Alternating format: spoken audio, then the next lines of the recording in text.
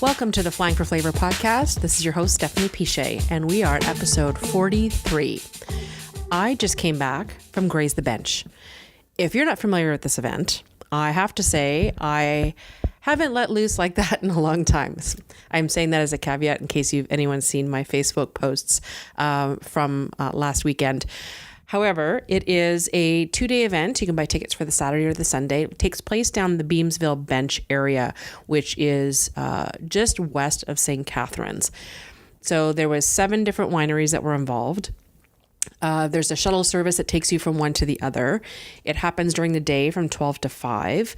Every single winery has live music, feature specific wines for this private party on their property.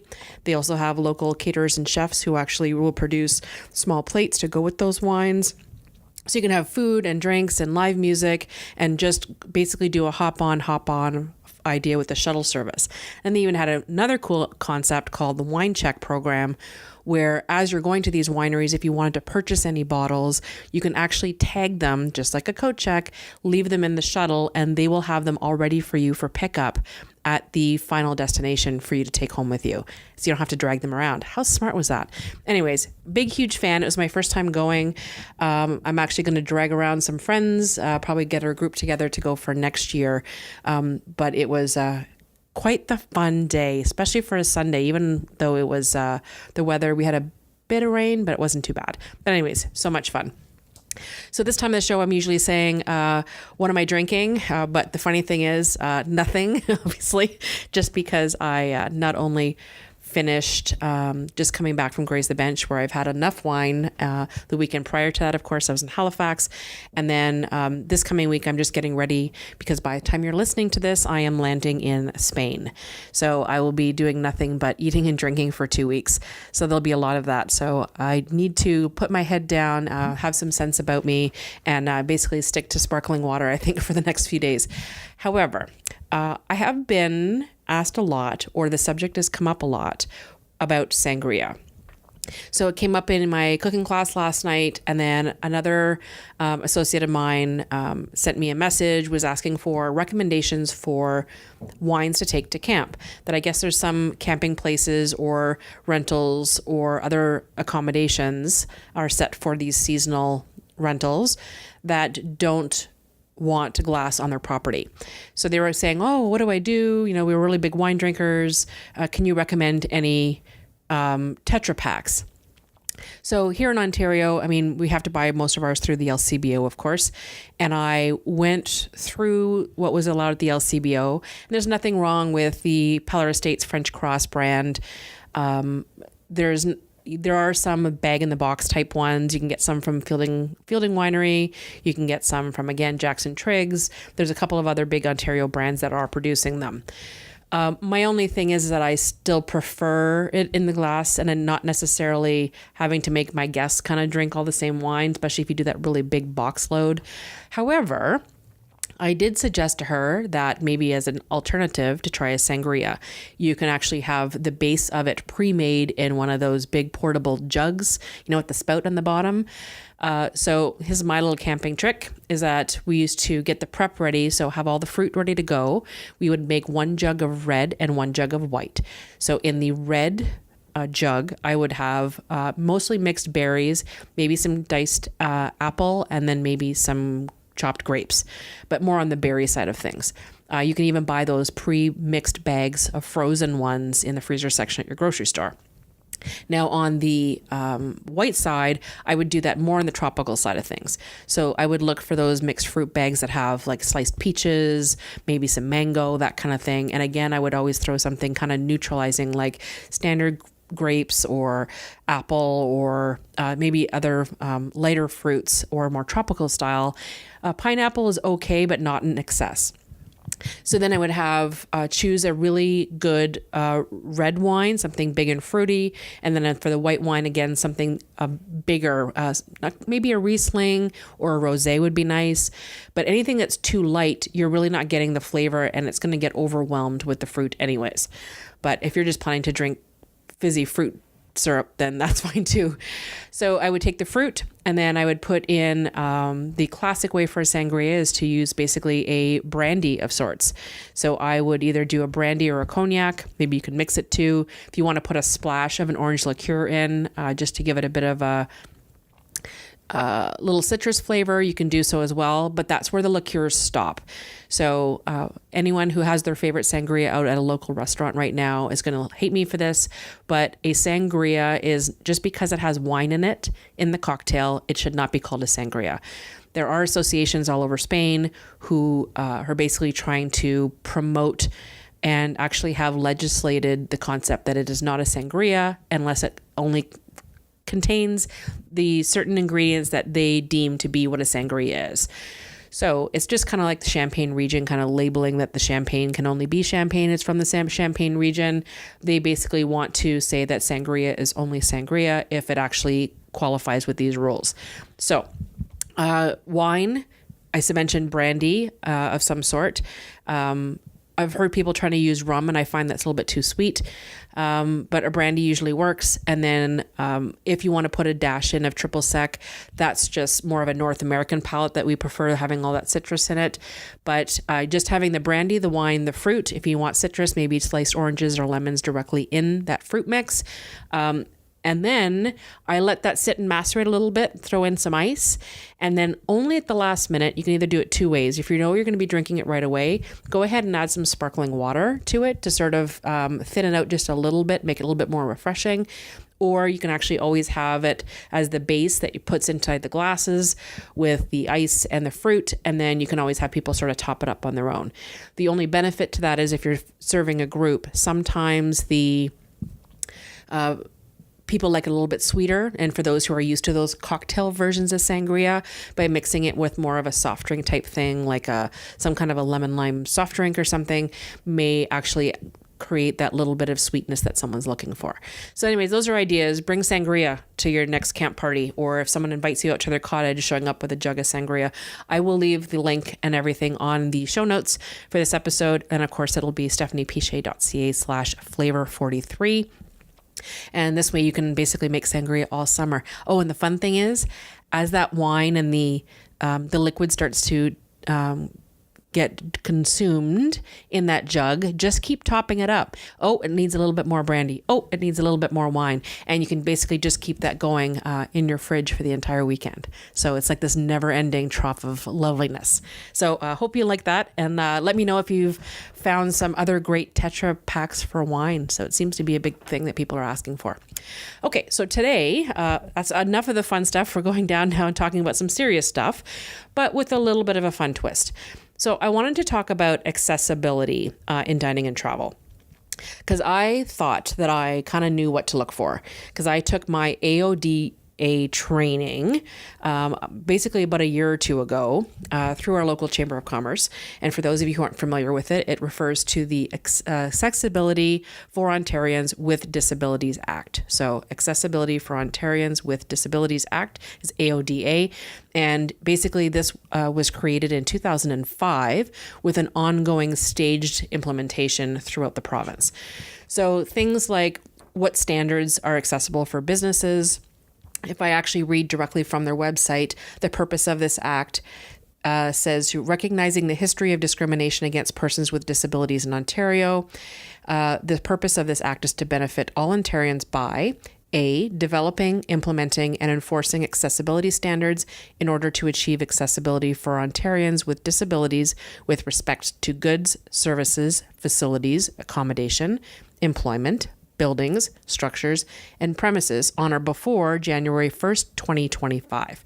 So that's what I meant by it is this ongoing change that they're basically creating this act so that businesses at certain times throughout not just this year, but right up until that deadline of January 2025, that at that point, all businesses will be able to offer services at a particular general standards level that everyone agrees upon. So I'll give you a couple of definitions because it's going to come up in probably our interview conversations a little bit later. So one of the words you hear occasionally is barrier. And according to the definition for the AODA, barrier means anything that prevents a person with a disability from fully participating in all aspects of society because of his or her disability, including a physical barrier, an architectural barrier, an information or communications barrier, an attitudinal barrier, a technological barrier, a policy, or a practice, sometimes referred to as an obstacle. And then the other thing that I thought was interesting is it doesn't just refer to someone with physical disabilities, which is usually kind of the thing that people tend to jump towards. But you got to think that there's a lot of other types of disabilities out there. So the actual definition, again, according to the AODA, it refers to any degree of physical disability, infirmity, malformation, or disfigurement that is caused by bodily injury, birth defect, or illness, and, without limiting the generality of the foregoing, includes diabetes, epilepsy, brain injury, any degree of paralysis, amputation, lack of physical coordination, blindness or visual impediment, deafness or hearing impediment, muteness or speech impediment, or physical reliance on a guide dog or other animal, or on a wheelchair or other remedial appliance or device. So when you think about it, it also refers to any condition of mental impairment or developmental disability, learning disabilities, mental disorders. So it does actually reference and protect the accessibility for all Ontarians and for all people who are visiting the province of Ontario. So that's what this act was all for. So what does that mean for tourism and dining? I wanted to do this show because I said I have a friend of mine who needs to access these services. And it was one of those things that the more and more I've been spending time with her, and especially because we talk travel every once in a while, there's a lot of things that I just assumed that I knew. And compared to most people, yes, I've taken this specialized training that kind of made sure that my business, especially for the catering business, I knew what to expect and how to handle situations and to make sure that the places that I was going to and the services I was providing would be accessible to everyone. But there's a lot of things that I sometimes overlooked, and it might be that things are coming through to get changed in certain businesses. There's a lot of times where even choosing a restaurant for us to tape our interview for the podcast, it wasn't as easy as, okay, well, we can just go anywhere. Well, we can't just go anywhere. There's a lot of things that she has to research or call around for or check into prior to going. So it's been a real eye-opener for me. So I really thought that this might be a real eye-opener for you listening at home as well. So we're going to be discussing some of these things, and hopefully there'll be a lot of questions answered, and it might make you look at your next trip a little bit differently to see, could anybody come along with you on this next getaway?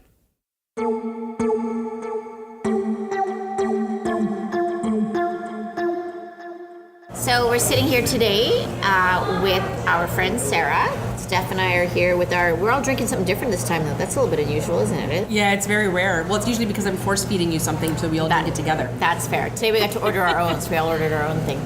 But we're sitting here at MIC with Sarah because we were talking about accessibility and travel and hospitality and eating out. And the reason we decided to bring Sarah out is because she's had some pretty unique situations over the years, and she and I have traveled together and have learned how to navigate the world of travel when you've got some accessibility issues. So in this case, Sarah is a paraplegic in a wheelchair full time. And so we just wanted to kind of say, hey, and maybe if you can share, first of all, say hello. Hello. We will let Sarah talk once in a while. Every time Steph and I get together in a restaurant with a microphone, no one else gets a word in edgewise. But yes, I'm here too. Yeah, oh, by the way, Steph's here too. Anyways, so Sarah, we were hoping that we could kind of start off with some of your experiences kind of back in the day when you first got your wheelchair and had to experience life as someone who doesn't have the same mobility as others, and what it was like for you to go, say, to a restaurant or in your university days to go out clubbing with your friends. Right. You know what, back in the day, if I think back to it, a lot of the times when I went out, I always had to make sure that I had someone with me that could either carry me, lift me, move things around, sometimes speak up for me because, you know, being in a wheelchair at first, it takes you a while to learn the kinks and find your voice. That's all right. We're just having our appetizer The mac and delivered. cheese balls showed up. So, I mean, college, it was easier because you always had big tough boys hanging out with you and coming out. But the problem is back then, if there was stairs or an accessibility issue, a lot of the managers were worried about liability. So, yeah, you had the guys with you to be able to carry you up the stairs to get into the restaurant or the bar or the club. But the managers wouldn't allow it because it's not their people. So if you fell and got hurt, they were worried about being sued. We actually experienced that a couple of years ago here, now that I think about it, when a local restaurant reopened. And they were very concerned about you being carried up the stairs and insisted we stayed downstairs. And then we carried you up the stairs and someone ended up bonking your head off of something anyways. Oh, that's right. And then we had to call 911. Or no, we took the cab. We took you to the emergency room just in case. But that's definitely a concern of a lot of people, that idea of having someone, because when we have to carry your chair up, it's not just simply someone's going to lift you and throw you over the shoulders. It's like a multi-person job to get you up and downstairs. Absolutely. It's a heavy chair. I even remember once, I learned the multi-person job the hard way, actually, at a pub in Toronto. They were lifting me up on stage because the stage wasn't accessible, as most stages aren't. It was karaoke night, and it was a group of us RAs that were getting together, and we always, at the end of the year, sing Piano Man together. It's that's nice. kind of a tradition. So we all got up on the stage, and there was maybe 3 stairs to get up on stage. And we got up, we did our Piano Man, it was great. I felt like part of the gang, I was with everybody. And then we get down the stairs, and a gentleman decides he's going to carry me down himself. And I thought, okay, he's tough, he's strong, this shouldn't be a problem. But instead of grabbing my wheelchair, he grabbed my wheels. So when he lifted me up, the wheels stayed still, but when the wheels stay still, the middle part of the wheelchair doesn't. It spins. And it spun, and I actually went face first into the stair. Yeah, that's not because good. back then, wheelchairs had seatbelts, and I had a seatbelt on, so I stayed in my chair all right. Oh, that's something. Yeah, but I actually had to go the next 3 weeks with this big slash across my forehead and explain to people it's backwards, upside down from the stairs that caused it. It was a hard explanation to give. But yeah, so that's when I learned the hard way that you need 2 people to lift, and not the wheels. But it was always, college was always that. You always went places with people. So as much as they use that liability insurance, so the business owner might be thinking that wouldn't there be bouncers or other staff people there that, right? If that's their first claim, then get, oh, no, liability. Okay, then can your guys do it? Because those businesses have liability insurance. Absolutely, but the thing was that it was up to them whether they wanted to or not. Okay. And a lot of them said no because they were worried. Lawsuits were big back then, right? If you're talking the early 2000s. Well, and even then, I mean, whether it's their staff doing it or her friends carrying it, if anything, her friends are better equipped because they know where to grab and how to, now they know where to grab and how to do it in a way that when Cynthia's there, she shows them where. But by having their own team do it, it's almost like there's more liability to it because they wouldn't even know how to grab your wheelchair. Like how many times when I've gotten help when we've traveled, and I've had to say, okay, you put your hands here and you put your hands here in order to lift you safely. So if anything, you're safer if your friends are doing it because you're more familiar with it. Absolutely. I feel more comfortable. And I'm not going to sue my friends, but I wouldn't sue businesses anyways. Like, I mean, it's a really, unless they did something maliciously, that's a lot different. But people are trying to help. But I know that attitude is not with everybody out there. So I do understand it, but at the same time, it really sucked because they had people that had the ability to lift me. I had people that had the ability to lift me. But they were more worried about a lawsuit than excluding me from something that should be offered to everyone. So it was frustrating back then. You know, it was hard, but at the same time, it was the way it was. And you just had to deal What's with it. one handicapped girl? Okay, we're not getting her $5 for her water anyways. Because handicapped people don't drink. Well, and that's the attitude, right? Well, it's again, we're going past. And more Stephanie's eyes just got like the size of saucers. Like her? Well, obviously not Sarah. You could actually see, if you were here earlier, when our server came by and asked us if we wanted water, if you saw the eye roll that Sarah gave her, they will understand that water would not be her go-to. Your body's made up of 70% water. Why do I need to put more in? I'm good.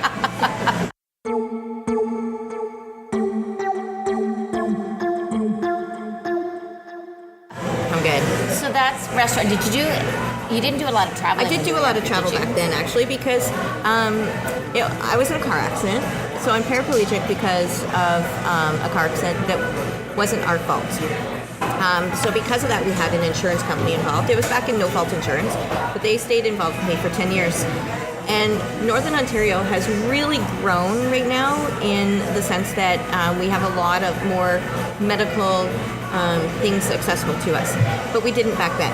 And we're talking mid-90s, late 90s. So I used to have to go to Toronto to get everything done medically. So I flew all the time with the insurance company instead of putting me in a car, because that was more liability for them, as L-word keeps coming up. But so they used to fly me all the time. So I flew a lot back in the 90s. And it was crazy back then. They had like all sorts of wild equipment to get you on the plane. We called it the Pope Mobile because it was this massive thing. They would put you on it in the airport and you would sit on it, and it was this glass encased building, and you'd be on a tiny chair that I could like, I swear to God, I was flossing. It was so tiny. And I was tiny. I was like, 110 pounds and barely sat in the chair, but they strap you in like they're going to throw you out of the plane.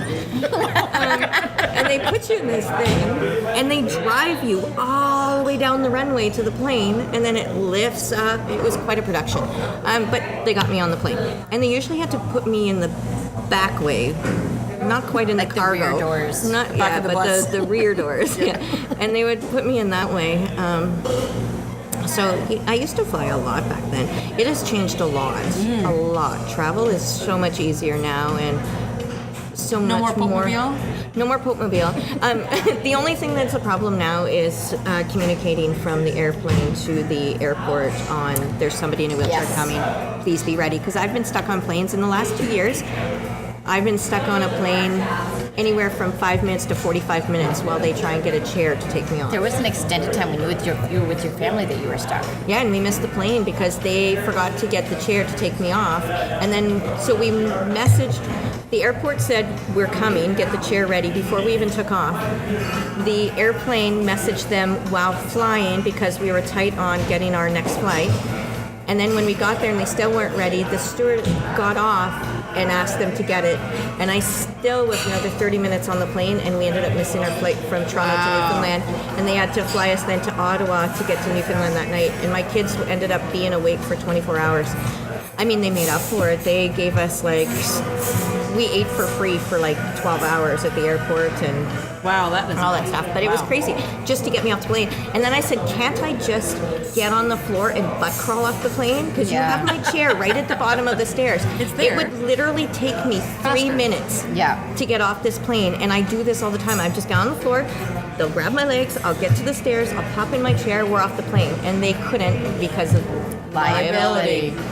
Wow, it's going to be this hashtag liability issues. I was just looking for the video because now to get you on and off the plane, there's two different options that I've seen. One is the mini chair that you were talking about, and the other one is like the stair climber thing. Yeah, Porter has a stair climber that they don't just push a button and the chair actually climbs the stairs. It is like the coolest thing ever. I wonder if that's what it was then, because on the Porter flight that I just took a couple weeks ago, there was flight attendant was going up and down the aisle because there's two people that they already were either warned or told that they might need a wheelchair, and they were like, one of them was a senior, I guess, who has difficulty walking or whatever, but they were walking back and forth and kind of checking with people. And it's funny, all the ones that they checked that thought they needed wheelchairs, they all said no. Really? Yeah, it was worried about that. So why would they think that some people though that have walking issues, because of the issues getting off the plane, they will use the wheelchair to get on the plane because they get boarded first, and there's a lot of room that nobody else is on the plane. Yep. And I'm not saying they're cheating the system because they actually need it, but they can still kind of walk. So they use the wheelchair to get on the plane and get boarded on first, and they have that space. But then to get off, they get off on their own because they don't want to wait for the escort off the plane. And for some people as well, too, going upstairs is a different experience than going downstairs. That have difficulty, that makes right? sense. So there's that as well, too. Because, I mean, accessibility is a broad issue, right? There's so many people that need accessibility.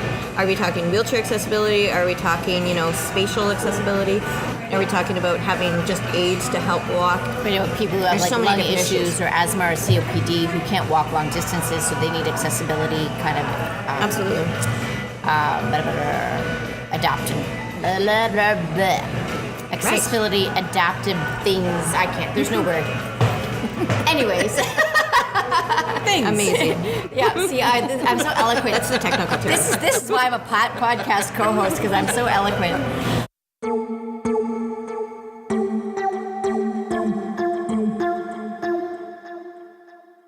So the other reason I wanted to have Sarah on is because she and I have personally traveled extensively together, internationally and domestically, and there's some really great and scary and fun and cool things that we've learned and experienced because we've had to find ways to adapt to the fact that Sarah's in a wheelchair. And I know that Stephanie talked a little bit in the introduction about the AODA and the fact that there are standards that are required of people, of businesses, specifically hotels and restaurants and the like, to offer certain accommodations for people who are mobility issues. And I think we've pretty much done everything we can to test these modifications that people have made all over the world. And so can you maybe share, and I'm sure I'll put my 2 cents in because I often do, but can you maybe share some of your experiences of traveling and what some of the challenges were and how you kind of figured out how to overcome them or how to work around them? Sorry, are you talking about pre-AODA or post? I think at this point we're during or post-AODA. So like the more recent stories. Some of the more recent stories, well, I mean, it depends on what we're talking about, like, because everybody seems to be at a different level accessibility-wise. Like, if you think about, let's talk about restaurants. Okay. So you go to restaurants, and a lot of times now, if it's anybody that's had newer modifications or just being built now, accessibility is pretty darn good. You know, there's a lot of little issues that people don't think of, but you have to really put it in perspective of where we were and where we are now. And they have to plan ahead. If you're going to spend all the money on a new build, knowing that there's changes and regulations that are coming up, you're not going to want to have to pay for those retrofits and all the other changes later. Exactly. It's smart to do it. Do it at the time. And you know what, though? The one thing that really frustrates me is that when you look at some of these buildings, because of being a person who advocates often on disability issues, and I have a lot of people in my life who also advocate as well, you sit there and you see these buildings and they're being built in these restaurants and they're getting able-bodied people to do the accessible recommendations. Get somebody in a wheelchair in there. Now, don't take it fully for their 100% experience because they're not the representation of every disability in the world. Yep. But have someone come in and say, okay, this doesn't work. This. So many times, You'll walk through. exactly. Like you'll have. Sorry, I had to make it funny on that. That hurt. Please. But a lot of times you'll have like a washroom that's fully accessible, and you'll go in there, and the toilet is right against the wall. Well, I can't stand up to pull my pants off. I have to rock back and forth. There's a freaking wall in the way. I can't pull my pants up.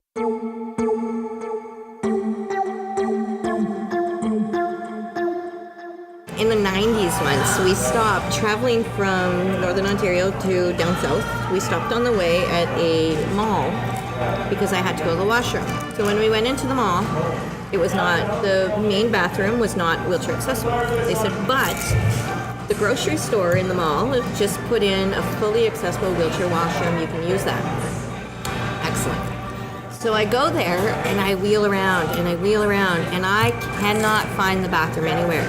And you know, sometimes grocery stores you have to go into the very back to use the washroom, so I thought maybe it's something like that. So I went to their customer service desk. And I said, I hear you have a fully accessible wheelchair washroom, where is it? She's like, oh yes, it's grand. We just spent like a lot of money on it. It's huge. It's perfect. I said, great. She's like, it's just upstairs. I said, okay, where's your elevator? Oh, we don't have one. I'm like, excuse me? She's like, the washroom is upstairs.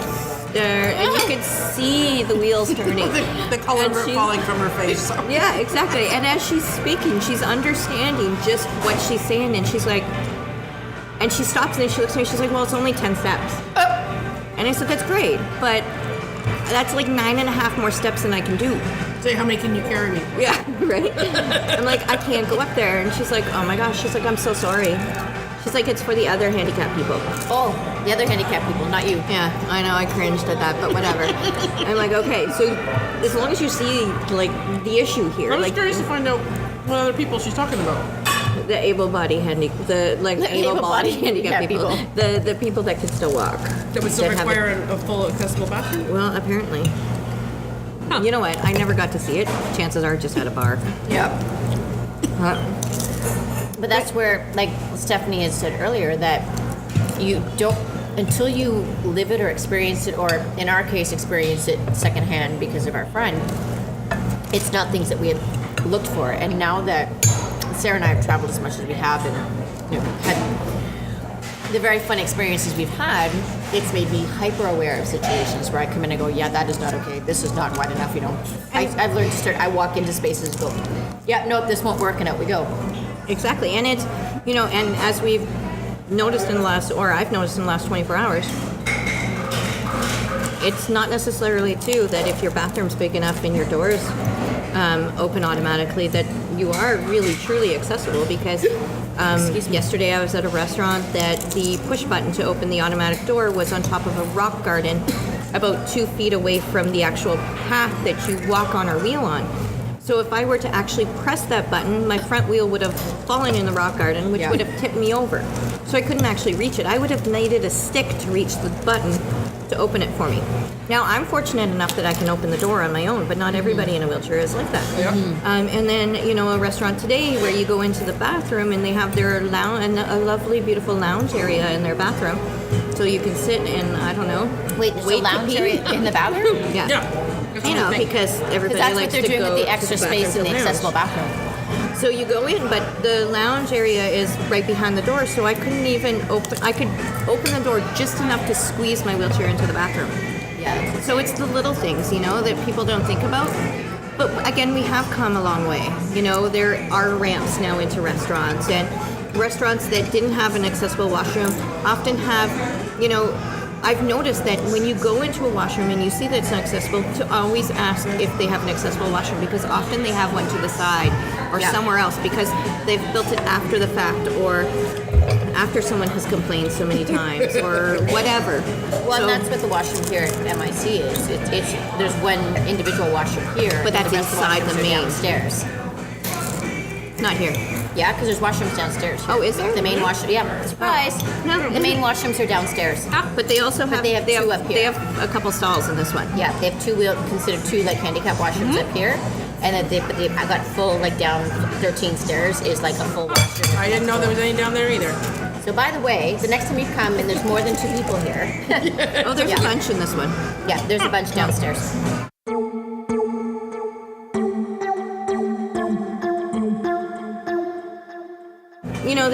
They have chairs where you get right from your wheelchair onto the chair right at the plane, which saves a lot of time and money. And you're not in like a little handicap parade going across the runway. You actually get in the chair and go up. Sorry, I'm having visuals. I know, every time I was in the Pope-mobile, I wanted to wave like the Queen. Make them kiss my ring. You have to find a jiffy for Pope-mobile. You know I will. So, even some airlines, like Porter, you don't have to wait till the people come that can actually lift you. Because as I get older and I eat more cookies and ice cream, I'm a little bit heavier. So, you can't Yes, have these people she that is are... heavy. Trust me. Next back.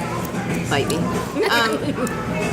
So, you don't have to wait till the people that can lift you come. You can have these young stewards come, and it's an electric one. So when you sit on it, they just push a button, and the chair actually climbs the stairs for them. So all they have to do is keep me tilted, so I don't fall out of the chair. That's that new one. That one's cool. And that's fantastic, and it's quick and efficient, and you're in, you're out, and it's really creepy that the chair you're sitting on walks better than you down the stairs.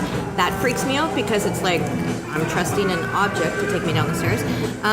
But once you get over that, it's fantastic. It's so much better. They have to work on their timing, and getting me off the plane within 40 minutes. But I will that's share. Coming. So again, we've traveled quite a bit together, and the last time I traveled with my husband, the Dominican. It's a very different experience because when you and I travel together, you're always brought to the side and allowed to check and say through customs and through security. They tend to bring you to another line, so there's either I get in really quick. Less people. She's not waiting in a lineup when you got like 100, 150 people all around you at customs, and she's like this little head at everyone's butt. And those people can be freaky. You know, so we've had very positive experiences in that regard of people recognizing that you wouldn't be comfortable standing in that line with people's bums all around you and getting you into the side and getting you through places quickly and stuff. And I find air travel in that regard has been really positive. They have been. Absolutely, and everybody's so willing to help. Sorry, I have a mouthful of spaghetti right now. Give me 1 second.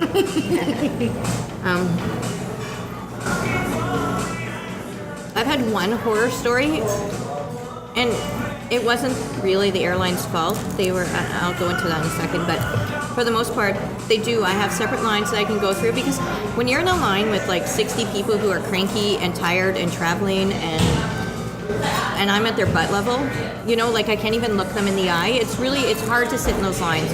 And they recognize that. Airlines recognize that, and they pull you aside, you know, because if I go through the metal detector, it automatically goes off because of my wheelchair or my rods in my back. So they pull me aside. I get the option of having a room or doing the pat down right there. I get a lovely massage every time I go flying. So they're really respectful in that respect. I did have one issue in regards to the chair, and again, it wasn't their fault. First of all, I was flying on September 11th weekend from New York to Toronto. Not 2001, however. Not 2001, no. This was Still a busy 3 weekend. years ago, so 2015.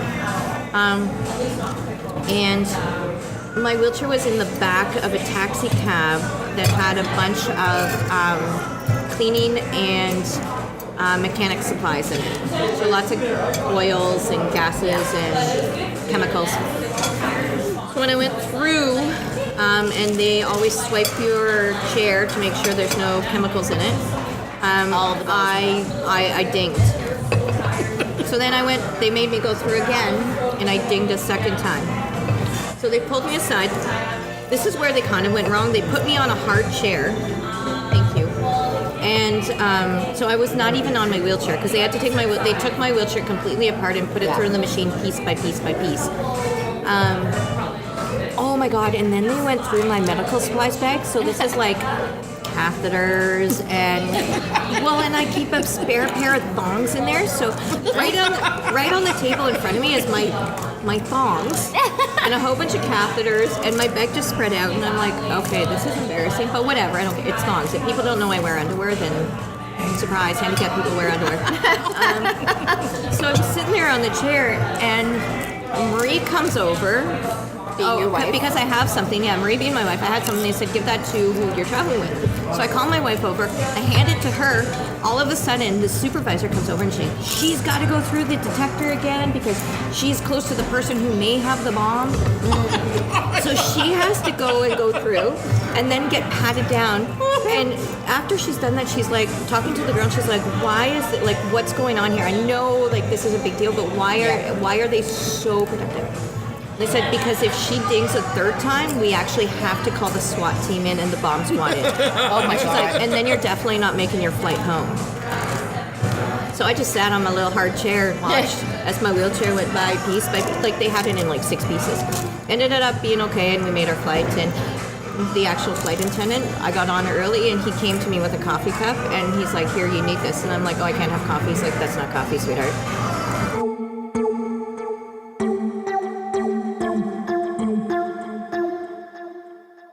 That's sensitivity training 101. Like, my God, businesses need to do that everywhere. Mm-hmm. So basically we're saying the airlines and airport staff are doing it right.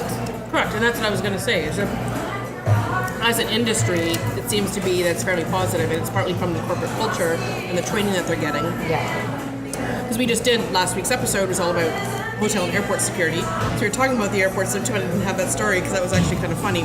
But Stacey also had a similar story where she had things. We were talking about how to hide your underwear when you're going through. So you're not the only one. But Oh, thank goodness. But it was. I mean, they're common things, but it's nice to hear that they are almost accustomed to it. Yeah. To the point where it's not a big deal where they have Yeah. to go in kind of like, okay, what do I do now? What do I do now? Like it's something that's easy for them. Yeah. So if it's easy for the people at the airlines and the airports, why is it other businesses and industries having a difficult time? And that's the thing. And you know what? I mean, putting it all out there, part of it comes on our part as well. Yeah. And by our, I mean the person with a disability. You know, yes, it's been crap for years, and yes, you may have dealt with a whole bunch of things, but if you go in guns a-blazing, people are human. At the Yeah. end of the day, it doesn't matter how professional they are, they're still human. You so will if you go in attract more flies with honey. Exactly. And if you go in expecting a fight, and if you have someone that's kind of on the edge or just learning their sensitivity training, you don't know their background. You don't know if they've come from a town that's never seen a disabled person before in their life, or, you know, maybe they've had a bad experience with someone. You don't know that. So if you go in guns a-blazing, you may just not get the experience that you're asking for. And I don't want to put it all on the disabled person, No. but you do have a bit of responsibility in there, right? And that's why I always try and go in with an open mind and wait till they mess up before I bounce on them. Well, and the reality is, the same way I said that your friends know how to carry your chair better than a random bouncer at a bar. You are the one who knows best what works and what you need in order for you to have a successful and safe experience. And it's like anything else. I mean, I've got a child who's got some behavioral and mental health and intellectual disabilities. I know that when we go into a situation, I need to explain to whoever is caring for her around that I need to explain certain things to them so they understand. Small disclaimers. It's the same thing for yourself, and that's where I think we've said earlier that you're quite a good advocate for yourself because A, you're well spoken, B, you're a pleasant person to be around, and quite frankly, most of the time, no, had to put it in there. But, That was for the big mouth comment. Exactly. Hey, that's twice now. But we're not keeping score or anything because it's a friendly, I'm keeping score. friendly dinner with girlfriends surrounding a microphone. It's okay, I'm bad at math anyways. No, I'm already gone. Oh yeah. But because you are a good advocate for yourself and that you do come in there with this is what I need and this is how I want to cooperate with you to get where we need to go. And that has made a huge difference for you, and I think your experiences in travel. And I mean, if I use another example of when we were overseas, we were in England and Scotland for 8 days. And we traveled from London up to Inverness and back down to Edinburgh. And it was definitely a daunting trip to say the least because traveling to a different country where neither of us had been before, we didn't know, all we knew was that there were lots of really cute little inns and pubs that she probably wouldn't be able to get into. And so there was a lot of planning that we had to do and a lot of questions that we had to ask and a lot of, when I was putting together the itinerary, I contacted every castle that we wanted to visit and I reached out and found, I think it was Holiday Inn Select is what we stayed in across the country. Oh, just because they were they? Because they seemed to be, when I went on all the They websites. hit the status quo on every hotel. Wow. Yeah, so they basically, we knew that it was going to be the same experience in every hotel because the Holiday Inn Select, honest to God, in Scotland and England looks exactly the same as the Holiday Inn Select here in Canada. Wow. There were a few, The outside looks different. The inside looks there were the a same. few that were, like there's that one with the weird 2 twin beds in the weird corner, that was a Holiday Inn Select, that was a bit of a weird one, but the bulk of them were pretty much what we expect to see here in Canada. And in reviewing the websites and in checking the reviews, they all had the same kind of status quo. So I went, you know what, we know that this chain seems to be good across the board, this is where we're going to stay across the board. And it worked out really well, because like I said, we only had one that wasn't really as successful as we had hoped, but they were very good to us in trying to work it out. We had one that we ended up staying in, it was either a stop that we couldn't find a Holiday Inn Select, it was at the one that was in Inverness at the Earl. And it was the only one that was not a chain, and there were a bit of challenges in finding the right space for us. Oh, it was a beautiful hotel, but It was a beautiful hotel. couldn't pee. And the guy at the door was fantastically supportive. It was a bit of an issue. We ended up 3 different rooms till we found one that we fit in comfortably that you could get that into was the bed. Earl. That was at the Earl. But you just did still have to go to the washroom downstairs in the lobby. yeah. Which, was one of those, okay, fine, at the end of the day, at least we found a room. And again, the man opened 3 or 4 rooms for us before we found the right one that would be Oh, he was good. very accommodating. Yeah, and that was, And I again, think, didn't make us feel bad about it, and didn't make it feel like it was the end of the world for him. no. And that was perfect. It's like, let's just find a solution.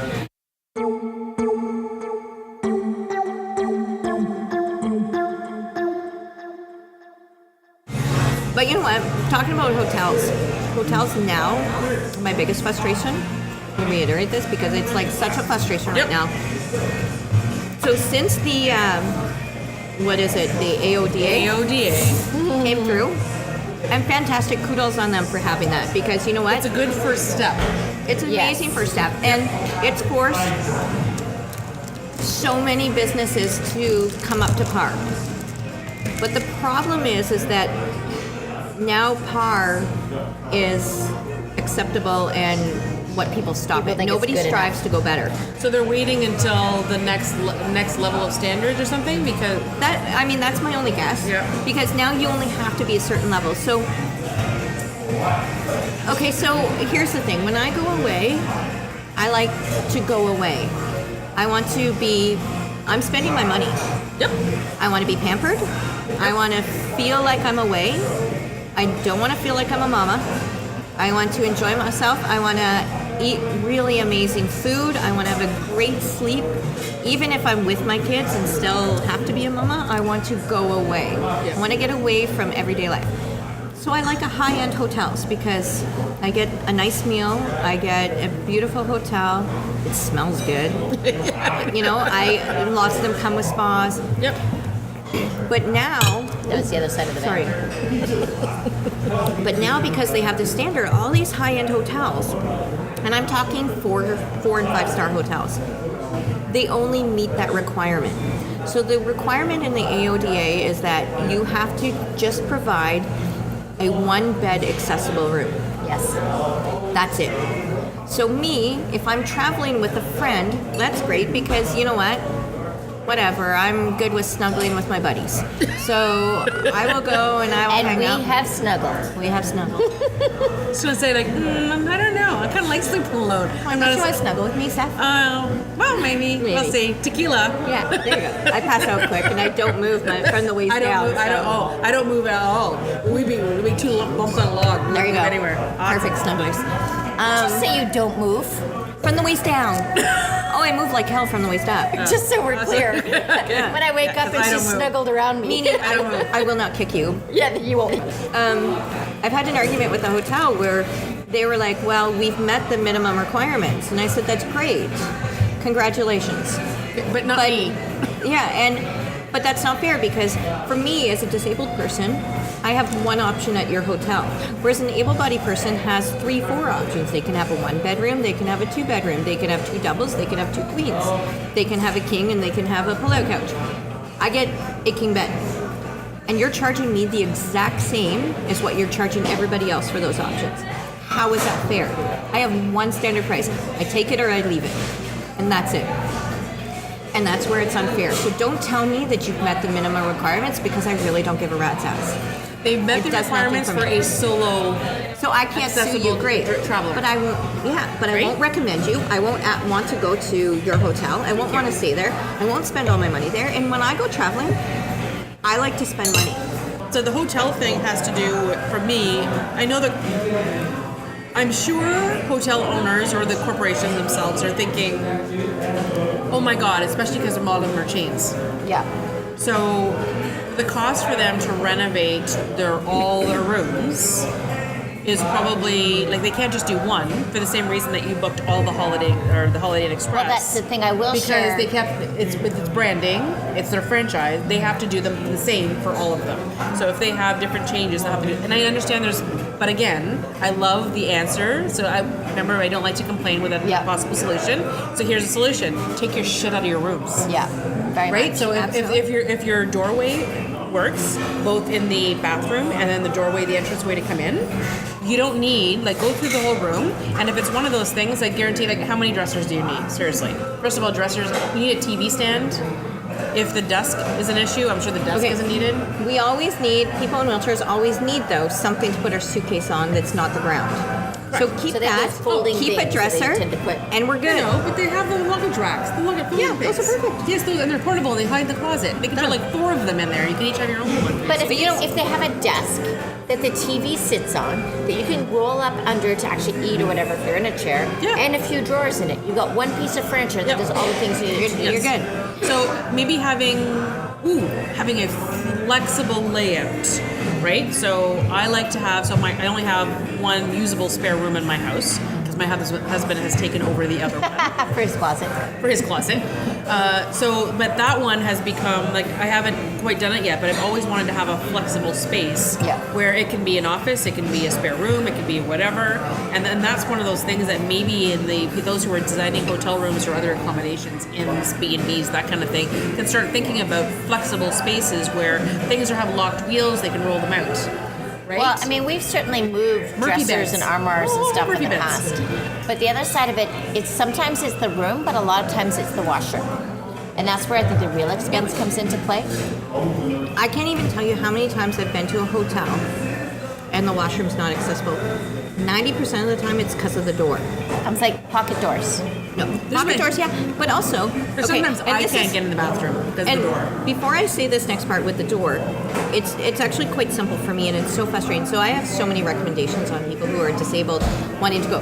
But if I'm talking just to businesses right now, and my recommendation for them, 2 words: be kind. Just understand, listen to the person. And you know what?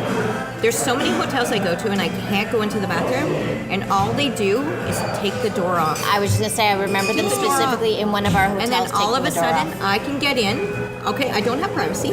Whatever. Oh my God, that's like 2 seconds. Yeah. 2 seconds. But so many companies will like, well, we might scratch the paint. Oh. No, Yeah. again, you know what that is? That's the L word. It's the L word. Yeah. But, and I'm sitting there, like, be kind. What would it be like if you, as a business owner, went to a hotel as an able-bodied person and could not go to the washroom? Because people don't put themselves in that spot because they've never had to deal with that. Yeah. And all I had to do, like, imagine the opposite world. Me as a disabled person, all I had to do was remove a door and you can go to the washroom. Yeah. Would you not be insulted if I was worried about a paint chip and not worried about your bladder or your comfort or It's what true. while you're staying in my business? Your basic human right to exclude Exactly. your whatever. And you I'm need to exclude. paying the exact same amount as everyone else who can step into that bathroom and walk there and go pee. So why would you not give me the consideration, the kindness, and the respect to at least A, listen to me, and B, remove the damn door? Yeah. That's simple. Remove it. It's true. And I've had a lot of hotels that not only remove the door, but put up a little curtain.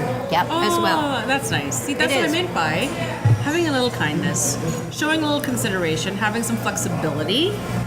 And again, it may have to do with that sensitivity training because, again, like most other industries, because I was having conversations with somebody about that earlier today, where they don't feel empowered. If the staff do not feel empowered that they can make those decisions, they don't want to make a decision without checking with somebody first. Yeah. And, Because they're oh my worried God. about their job, their livelihood. Correct. So, and I understand that, but so as in management or as a business owner, you need to empower your employees for these kind of situations. If you don't have time to go through all this entire sensitivity training, like they talk Then about make yourself bias trainings in the accessible news right now. to them. Correct. It's a matter of, yes, you either can, if it's emergency, you would contact me at, or give them the empowerment Empower for them something to like think that. outside Where the box. I'm going to take the initiative, and I'm going to go ahead and authorize maintenance to come up and remove the door off the hinges. Yeah. I mean, I can take doors off a hinge, right?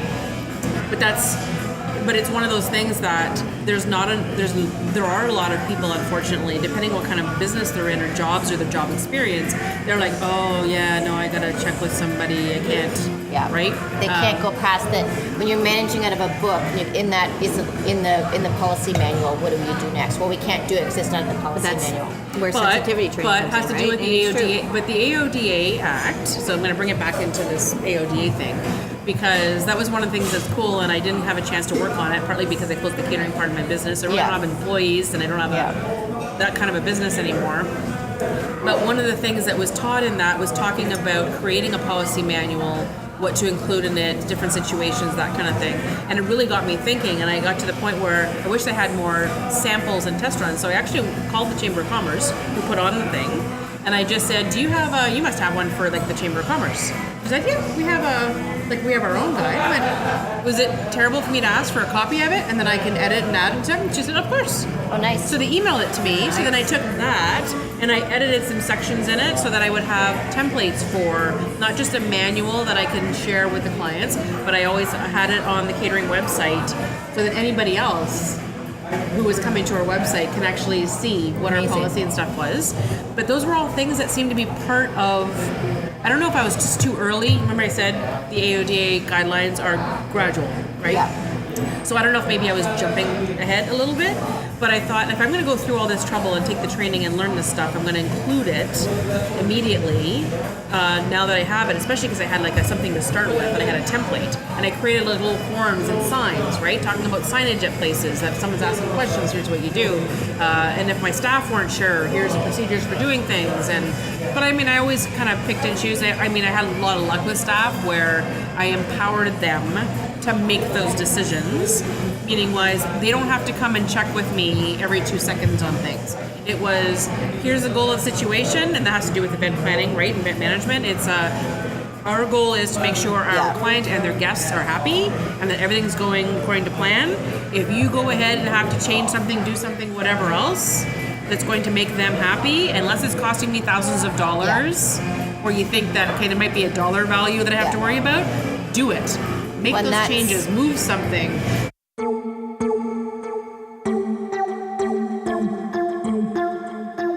Okay, I gotta share my favorite LA story. We have a few favorite LA stories, but one of my favorite LA stories is my favorite thing about traveling is going to the ocean.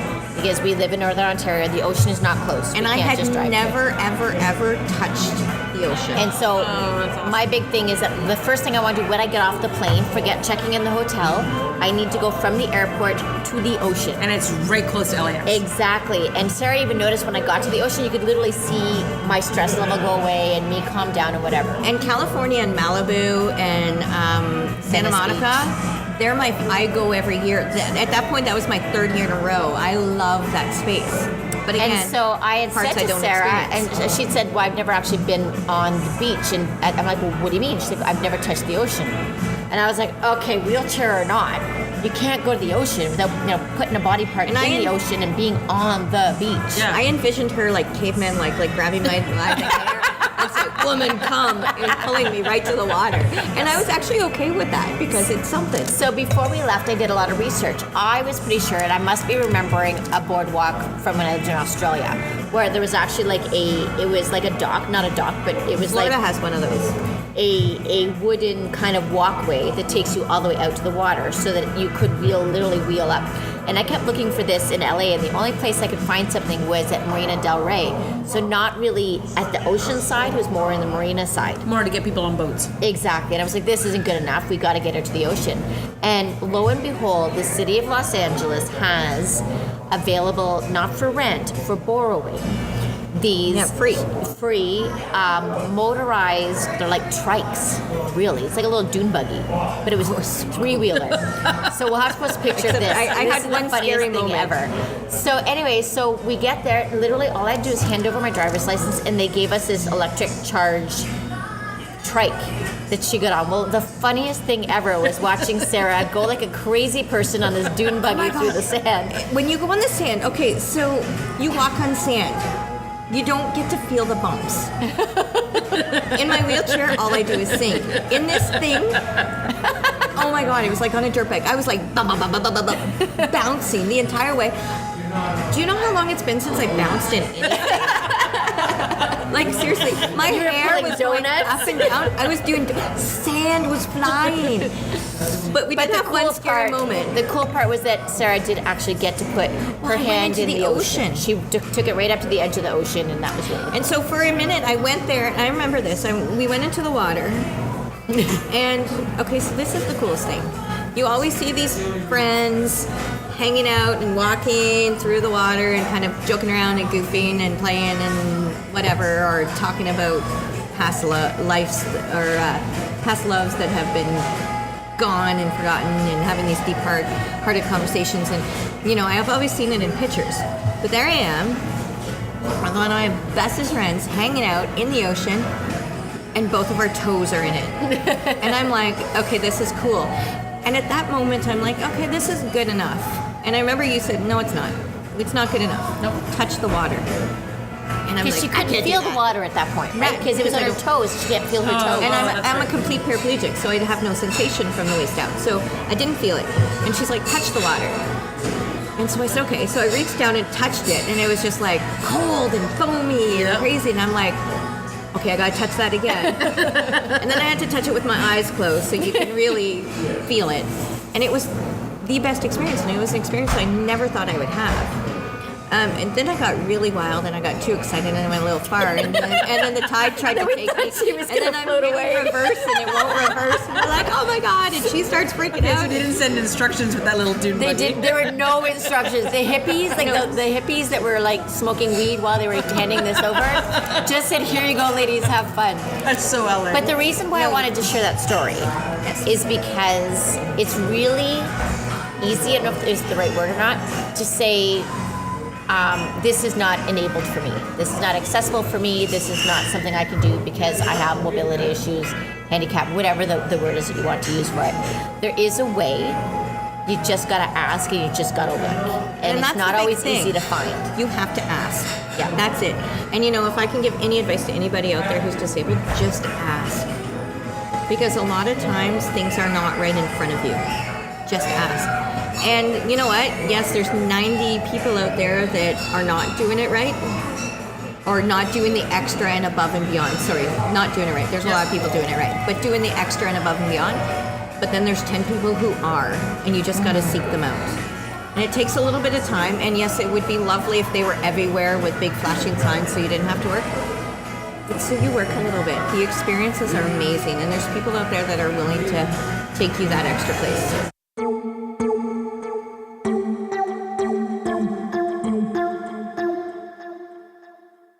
Well, I hope you found that fun and informative.